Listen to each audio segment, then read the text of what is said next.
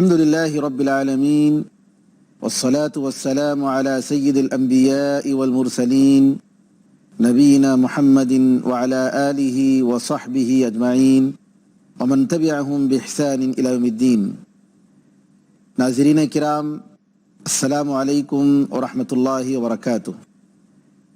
مجلس مذاکرہ کے آج کے پروگرام میں ہمارا عنوان ہے نوجوانی کی آزادی اور والدین کی اطاعت.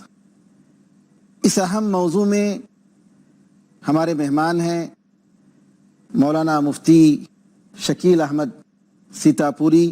آپ کا تعلق سیتاپور یو پی سے ہے. دارالعلوم دیوبند سے 1969 میں فراغت اور 1970 میں سند افتاء حاصل کی. 1972 تا 1982 10 سال دارالعلوم دیوبند میں بحیثیت مدرس آپ نے خدمت کی. فی الحال مدرسہ ضیاء العلوم سیتاپور میں بحیثیت سرپرست اور دارالقضاء سیتاپور میں بحیثیت قاضی خدمت دین میں مصروف ہیں. آپ کی کئی تصنیفات ہیں جن میں آپ کی خطبات و تقریروں کا مجموعہ دیکھنا تقریر کی لذت کے عنوان سے 2 جلدوں میں قابل ذکر ہے. ہمارے دوسرے مہمان ہیں مولانا عبداللہ مدنی جھنڈا نگری. آپ صدر مرکز توحید نیپال، چیف ایڈیٹر ماہنامہ نور توحید، ناظم اعلیٰ مدرسہ خدیجۃ الکبریٰ نیپال، نائب صدر نیشنل مسلم فورم نیپال. آپ نے گزشتہ 30 برسوں سے ایشیا اور یورپ کے مختلف ممالک کے کانفرنسوں میں اپنے مقالات و خطابات کے ذریعے داعیانہ کردار ادا کیا ہے. گزشتہ 23 سال سے آپ کی تحریریں ماہنامہ نور توحید کے صفحات پر ثبت ہو کر اردو دان طبقے کو نفع پہنچا رہی ہیں. الحمدللہ. ہمارے تیسرے مہمان ہیں مولانا قاری مقصود الرحمن مظاہری. شہر ممبئی کی مشہور و معروف شخصیت ہیں. آپ مدرسہ مظاہر العلوم سہارنپور کے فارغ التحصیل ہیں اور آپ حافظ اور سبع قرات کے ماہر قاری بھی ہیں. آپ علماء کونسل ممبئی کے رکن ہیں. 1987 عیسوی سے آپ جامع مسجد ارلا جوہو اسکیم ممبئی میں فریضہ امامت و خطابت میں مصروف ہیں. آپ نے اسی مسجد میں 1999 عیسوی میں مدرسہ دارالعلوم اسلامیہ کی بنیاد ڈالی اور الحمدللہ یوم تأسیس سے اب تک تعلیم و تدریس کے ذریعے دین کی خدمت کر رہے ہیں. ناظرین کرام، ان عظیم علماء کرام اور ہمارے مہمانان اعظام اس اہم موضوع پر روشنی ڈالیں گے جو کہ وقت کا تقاضا ہے: نوجوانی کی آزادی اور والدین کی اطاعت. نوجوانی کا مرحلہ زندگی کا بہت ہی اہم مرحلہ ہوتا ہے. نوجوان اپنے اندر وہ ساری طاقتیں محسوس کرتا ہے جس کے ذریعے اپنے ارادوں کو، اپنی امنگوں کو مستقبل میں وہ پوری کر سکتا ہے. نوجوانی ایک ذمہ داری کا مرحلہ ہوتا ہے.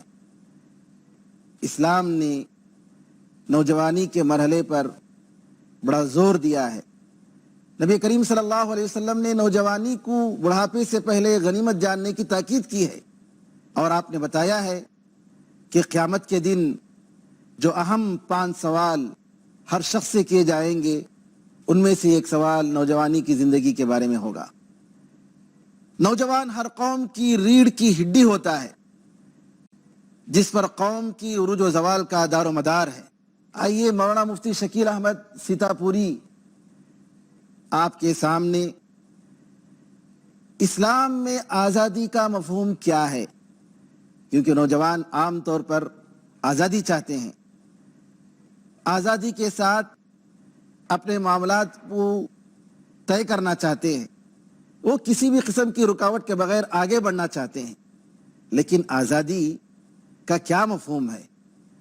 کہیں ایسا تو نہیں کہ آزادی کی وجہ سے نوجوان اپنی مستقبل برباد کر بیٹھے؟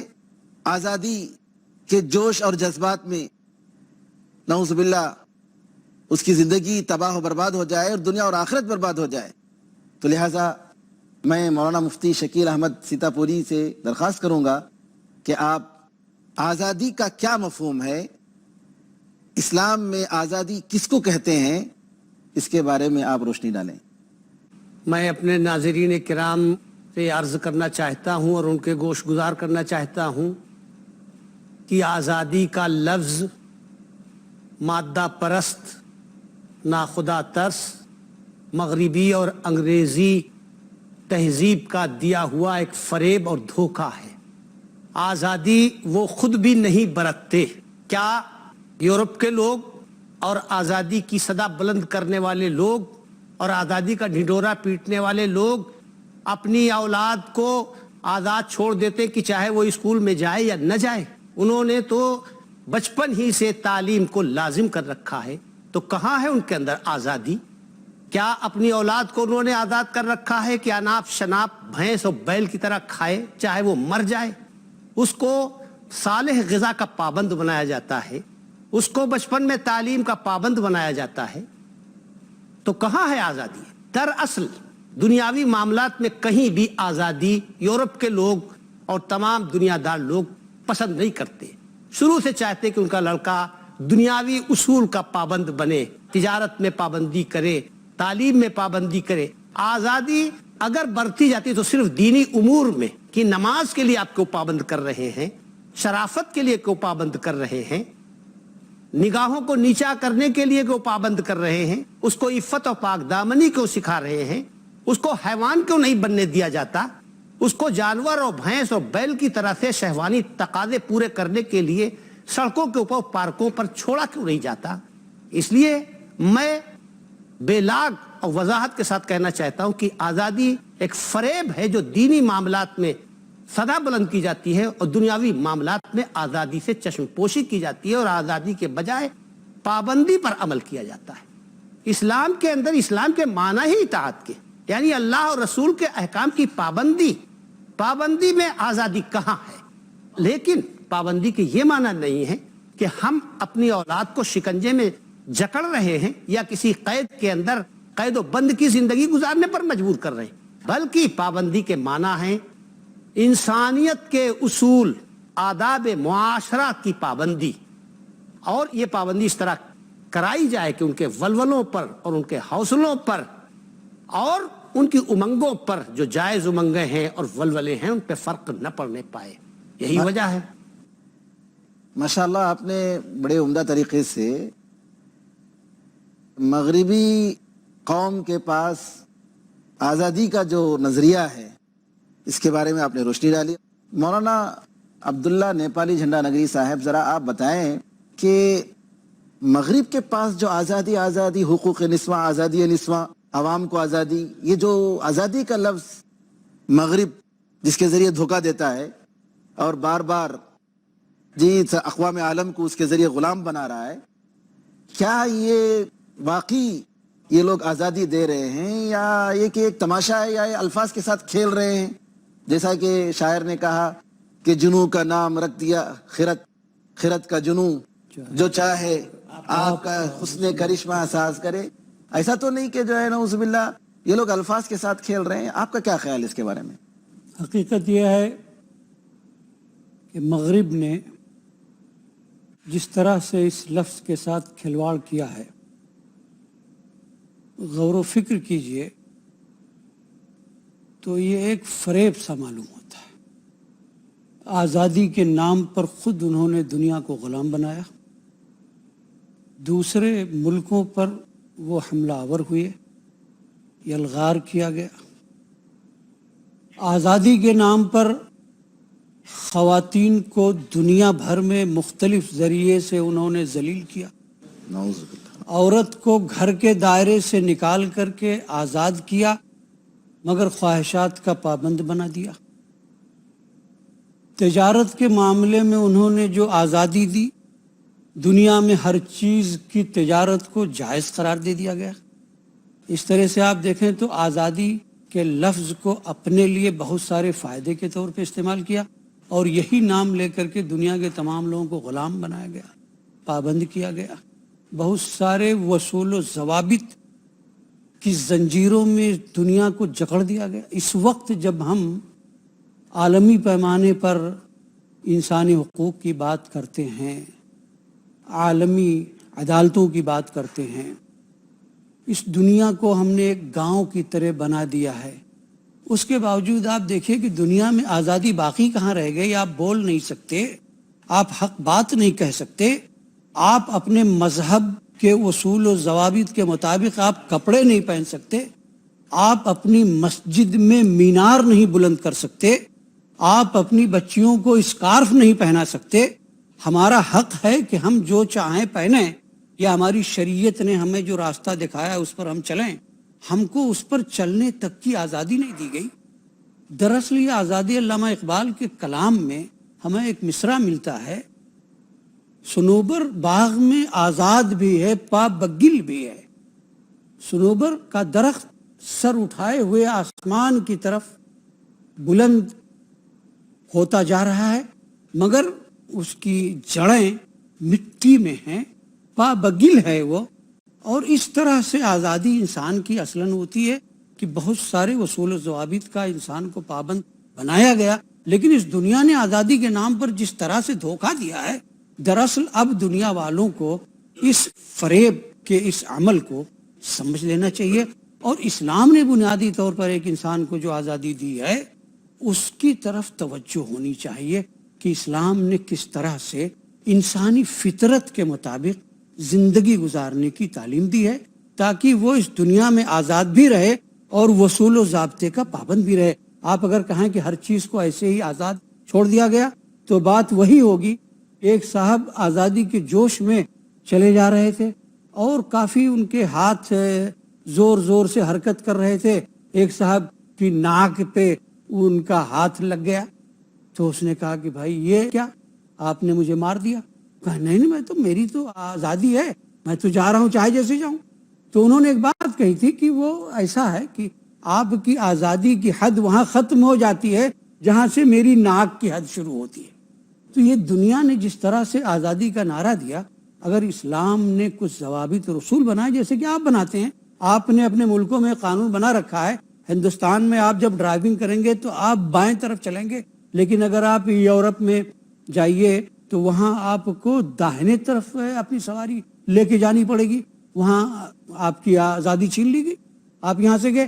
لیکن یہ آزادی کا چھیننا نہیں ہوا، یہ تو اصول و ضابطے کا پابند بنانا ہوا.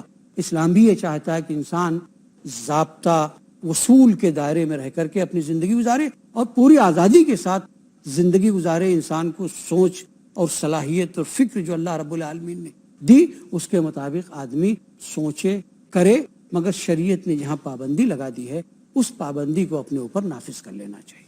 جزاکم اللہ خیراً. بہت تفصیل سے آپ نے نقطے کو واضح کیا. ناظرین کرام، وقفے کا انتظار ہے، وقفے کے بعد دوبارہ ہم تشریف لائیں گے. اس وقت تک کے لیے اجازت دیجیے. السلام علیکم ورحمۃ اللہ وبرکاتہ.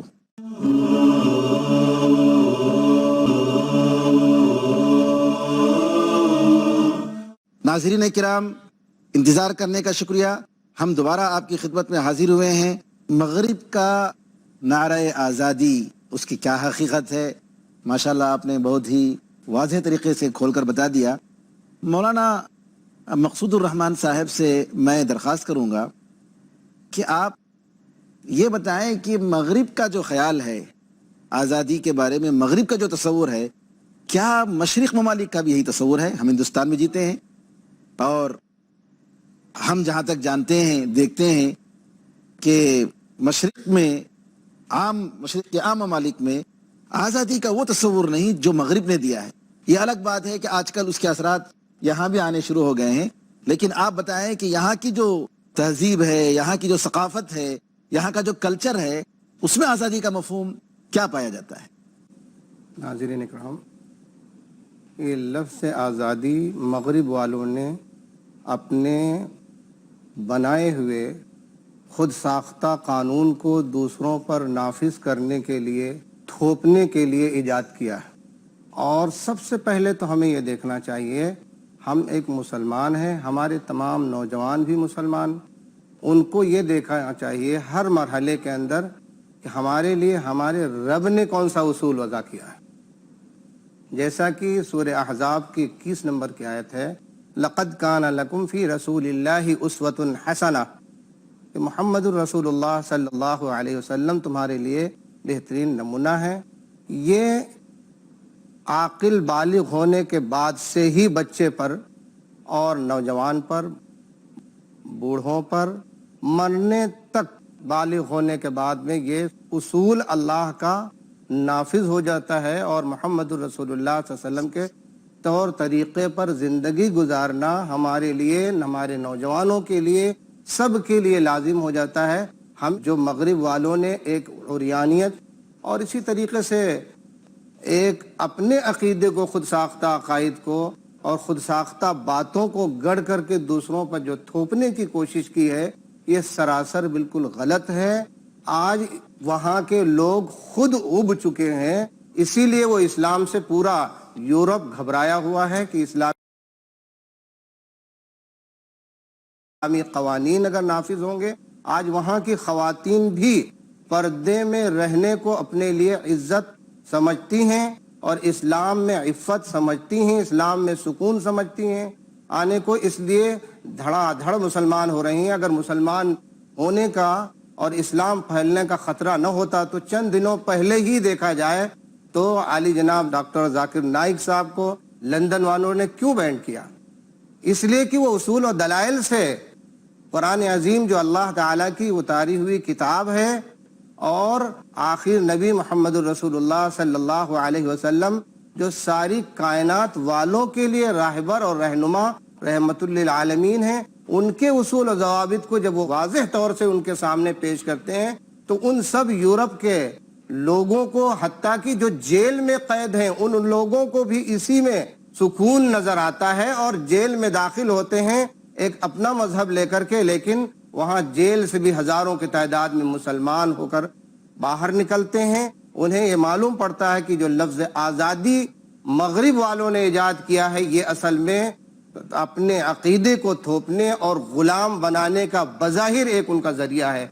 اور جو اسلام جو معاملات پیش کرتا ہے، اسوہ پیش کرتا ہے، اس میں ہی سکون اور اس کے اندر ہی ہمارے لیے سوسائڈ وغیرہ ہونے سے بچنے کا ایک بہترین مذہب اور طریقہ قانون ہے. اس لیے وہ لوگ جو ہے گھبرائے ہوئے ہیں اسلام سے بھی اور اسلام کے داعی و مبلغین سے بھی، اور اپنے اس خود ساختہ لفظ کو وہ زبردستی تھوپنا چاہتے ہیں اور آزادی کو تھوپنے ہیں. جہاں پر آپ دیکھیں گے دنیا میں، آپ ایک دم سے نظر ڈال کر دیکھیے، چاہے فلسطین کے اندر ہو، اگر وہاں پر کوئی باقاعدہ آزادی، انہوں نے ووٹنگ کیا اور ووٹنگ کے بعد میں وہ جیت گئے، اگر ان لوگوں کے خلاف تھے تو وہ بولتے ہیں کہ نہیں، یہاں آزادی کا نہیں، بلکہ یہاں جب سیکولرزم نہیں آیا بلکہ یہ تو بنیاد پرست لوگ آ گئے. اگر کوئی آدمی اصول و ضوابط کے مطابق آتا ہے لیکن مغرب والوں کے نزدیک اگر وہ محبوب و مقبول یا ان کی باتوں میں ہاں میں ہاں ملانے والا نہیں، چمچا گیری نہیں کرتا ہے، تو اس کو پھر وہ بول دیتے ہیں کہ نہیں، یہ آزادی کے خلاف ہے، آزادی کا باغی ہے. اور اگر ان کے ہاں میں ہاں ملانے والا آدمی ہوتا ہے تو پھر اس کو وہ کتنے ہی اپنے اس دنیا کے اصول و ضوابط کے خلاف کرتا چلا جائے، لیکن وہ آزادی کا علمبردار ان کی زبان میں ہوتا ہے، حالانکہ وہ ظالم ہوتا ہے. آج آپ دیکھیں گے کچھ دنوں کے بعد ہی میں فلسطین کے اندر جب 40 ملکوں کا باقاعدہ ریلیف جہاز جا رہا تھا، یہ غریبوں کا، مسکینوں کا، یتیموں کا، چھوٹے بچوں کی مدد کرنا ہر مذہب یہ سکھائے گا اور خصوصاً اسلام نے تعلیم دی ہے. لیکن انہوں نے اب کہاں آزادی رہ گئی؟ کسی نے ایک لفظ نہیں اس پر بمباری کی، وہاں کے لوگ کئی زخمی ہوئے، 9 آدمی ترکی کے مر گئے، لیکن جو آزادی کا علمبردار بنتا ہے وہ ملک بھی ایک لفظ تک نہیں زبان کھولا کہ ہاں کہ یہ کیوں کیا ہے. ایک کسی انسان کے ساتھ میں مدد کرنا، یہ بھی تو ایک انسانیت کے اعتبار سے آزادی تھا. وہاں پر کیوں کسی نے کچھ نہیں بولا، بلکہ ویٹو کر دیتے ہیں لوگ اصل میں. اور ہمیں تو یہی کہنا ہے ناظرین سے اور ہمارے نوجوانوں سے کہ ہر معاملات کے اندر کسی مغرب اور مشرق ان کسی پر دھیان نہیں دینا. ہمارے لیے اصول جو ہے وہ محمد الرسول اللہ صلی اللہ علیہ وسلم ہے. اللہ تعالیٰ نے ہمیں یہی تعلیم دی ہے. اللہ تعالیٰ نے سورہ حشر میں فرمایا ما آتاکم الرسول فخذوا وما نہاکم عنہ فانتہوا، جن جن چیزوں سے محمد الرسول اللہ صلی اللہ علیہ وسلم نے منع کیا ہے اس میں نوجوانوں کو بھی، بچوں کو بھی، بوڑھوں کو بھی، سبھی لوگوں کو، عالم کو اور جاہل کو، سب کو وہی اصول اپنے سامنے رکھنا ہے اور اسی کے مطابق عمل کرنا ہے اور ان چیزوں سے بچنا ہے، اور جن چیزوں کو اللہ کے رسول نے حکم دیا ہے اسے ہمیں عمل میں لانا ہے، خواہ دنیا کچھ بھی چلاتی رہے۔ اور آج بھی ہمارے ہندوستان کے اندر مغربی تہذیب کو اتنا مقبول اور محبوب نہیں سمجھتے ہیں، اسی لیے وہ مختلف ناموں سے، مختلف چیزوں کے ذریعے سے ورغلانے کی کوشش اور نوجوانوں کو جو ہے ان کے جوانی کو خراب کرنے کے لیے مختلف وسائل بھی استعمال کیے جاتے ہیں، مختلف چیزیں استعمال کی جاتی ہیں، اور مختلف طریقے سے آج ہمارے نوجوانوں کو بے راہ کیا جا رہا ہے اور تھوپا جا رہا ہے ان پر۔ لیکن آج ہمارا نوجوان سمجھ گیا ہے، اور ہمارے خصوصاً ہمارے ایشیا کے اندر سمجھ گئے کہ مغرب والے اپنے طور طریقے کا غلام بنانا ہمیں چاہتے ہیں۔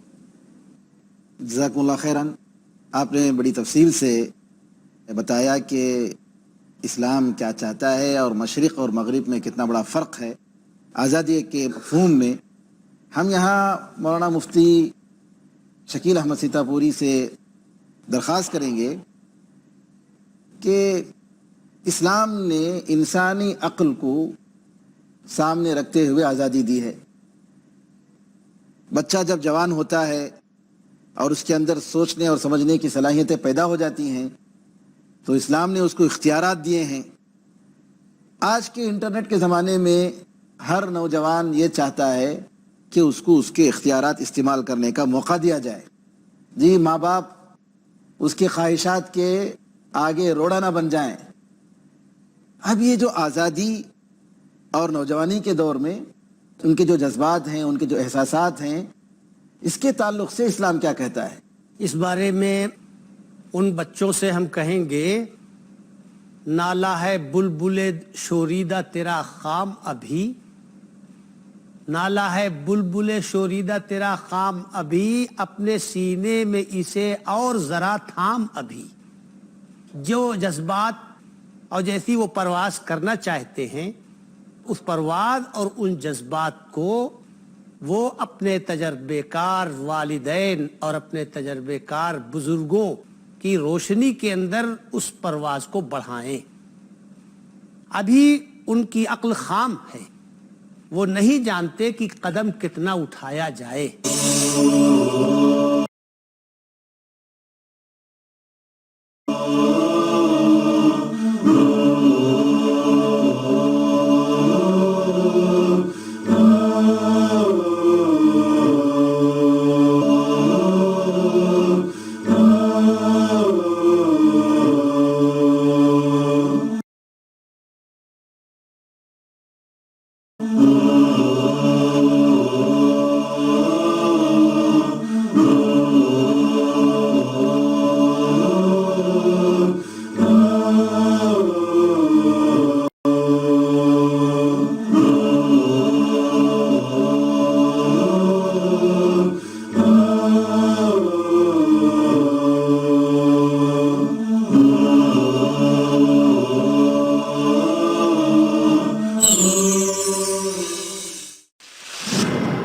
قال رسول الله صلى الله عليه وسلم احفظ الله يحفظك